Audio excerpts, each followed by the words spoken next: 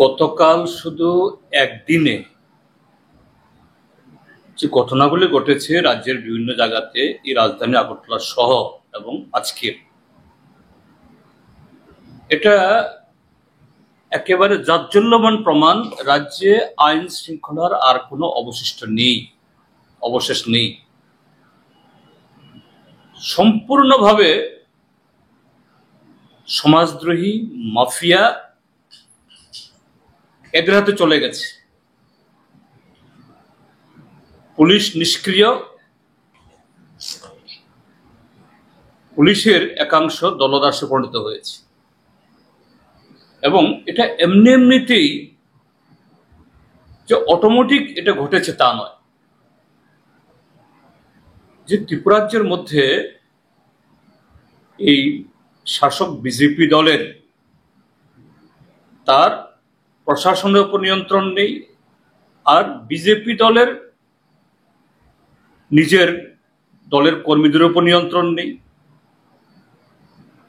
BJP দলের সাথে তার শরিক দল ত্রিপুরামথা, তাদের মধ্যে যে সম্পর্ক ছিল এই সম্পর্ক তলানিতে। সব দিক মিলিয়ে এটা অরাজকতা ত্রিপুরাজ্যের মধ্যে শুরু হয়েছে এবং এই অরাজকতা তৈরি হওয়ার পেছনে আরেকটা কারণ হলো গত 7.5 বছরের অপশাসন। এই বিজেপি দল তাদের মিথ্যা প্রতিশ্রুতি, এগুলো একটা প্রতিশ্রুতিও কার্যকরী তারা করতে পারেনি। মানুষ হতাশ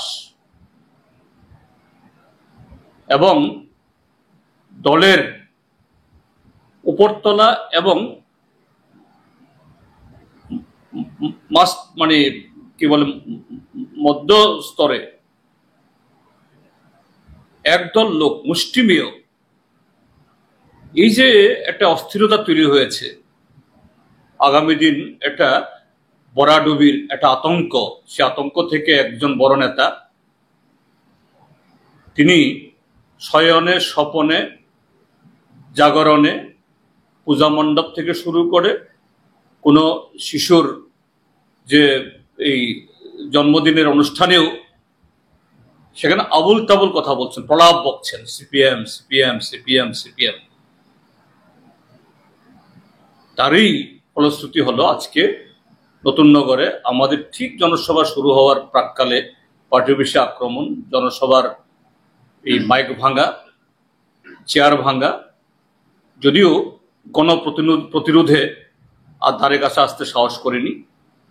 গতকাল সন্ধ্যায় এই বিধায়ক নিবাসে গিয়ে মদমত্ত অবস্থায় শরিক দলের এক বিধায়কের প্রাণনাশের হুমকি, এবং সেই জায়গায় কারাই ঘটনা ঘটছে। এই যে 3 দুষ্কৃতী, 3 লোক সেখানে গেল, এরা প্রথম দিন গতকাল যাননি এবং যে বিধায়ককে খুনের হুমকি দিয়েছেন এই বিধায়ক অপরিচিত না। সিসিটিভি ক্যামেরা দেখলেই এদের চেহারা ফুটে উঠবে। এই নিউ ক্যাপিটাল কমপ্লেক্স এলাকার মধ্যে গত 7.5 বছরে যে ত্রাস করে রেখেছে, এই দলেরই একজন বড় নেতা বর্তমানে বড় সাংবিধানিক পদে আছেন, তার যে গুণধর শ্রীমান বিজেপির দেবতুল্য কার্যকর্তা এইভাবে অবৈধভাবে অর্থ কামাই এবং নানাভাবে অসাংবিধানিক ক্ষমতা প্রয়োগ করার পর তারা ধরার সরা জ্ঞান করছেন। গতকাল উদয়পুরে আমাদের এক সংখ্যালঘু কমরেডকে এমনভাবে মেরেছে, তার অপরাধ সে কেন বিজেপির মিছিল মিটিংয়ে যায় না, জীবিতে প্রায় অর্ধমৃত অবস্থায় ভর্তি হয়েছে, মৃত্যুর সাথে পাঞ্জা করছে। আর এই জাতীয় ঘটনা তো অন্য জায়গাতেও আকছার, ধর্মনগরে, এই জিরানিয়াতে একটা ভারতীয় জনতা পার্টির নেতৃত্বে এই জোট সরকারের যে শেষের দিন শুরু হয়েছে, এই ঘটনাগুলি তারই পরিচয়। এই দায়িত্বে আমরা তো বলেছি এই মাননীয় মুখ্যমন্ত্রী তার দুর্বলতা তিনি উপলব্ধি করতে পারছেন না। তিনি প্রায় প্রতিদিনেই তিনিও সেরকম ভাবে আবুল তাবুল অনেক কিছু বলে নিজের ব্যর্থতা হতাশা প্রকাশ করছেন। বলছেন বিরোধীরা রাজ্যের সম্পত্তি বিনষ্ট করছে, উন্নয়ন দেখছে না, চোখের ছানি অপারেশন করতে হবে।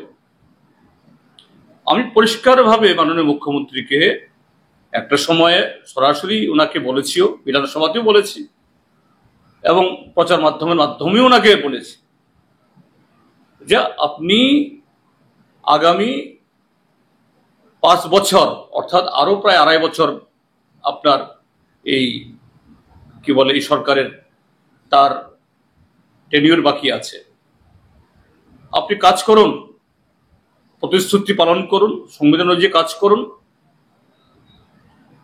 আপনাকে গদি ছাড়তে হবে এই কথা বলছি না, আমরা এখনো এই স্লোগান তুলিনি, কিন্তু আপনাকে গদি থেকে টেনে নামানোর জন্য আপনার দলের লোকরাই প্রতিনিয়ত ষড়যন্ত্র করতে চেষ্টা করছে। আপনি এটা বুঝতে চেষ্টা করুন, এটাই হলো আমাদের বক্তব্য।